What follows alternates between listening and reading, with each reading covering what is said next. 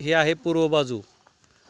भारतात सूर्य जवळजवळ 8 महिने तरी याच्यात असतो. तर जे काही आग्नेयाला करायचं आहे तर एक हे असतं की बाबा किचन वगैरे आग्नेयाला करायचं. नैऋत्य बाजू थोडी लांबवर असते नाही का. तर नैऋत्येला हॉल्ट रेसिडेन्स वगैरे करायचं. पश्चिमेला वायव्येला शक्यतो मोकळी हवा येऊन द्यायची.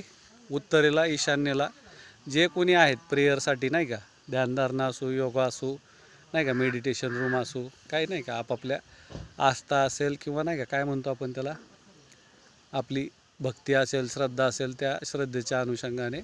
आणि हा ईशान्य कोपरा हा हिमालयन वेव्हसाठी तसाच ओपन ठेवायचा. हेल्दी वेव्ज असतात ठीक आहे.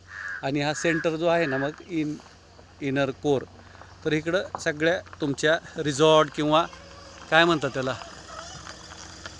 रिसॉर्ट मोटेल ॲक्टिव्हिटीज ठेवायच्या. तर असा बेसिक एक नाही का ॲग्रो टुरिझमचा, इकॉलॉजीचा, रुरल इकॉलॉजीचा, गावठी गावरान लाईफस्टाईलचा प्रोजेक्ट असायला हवा असं मत माझं आहे.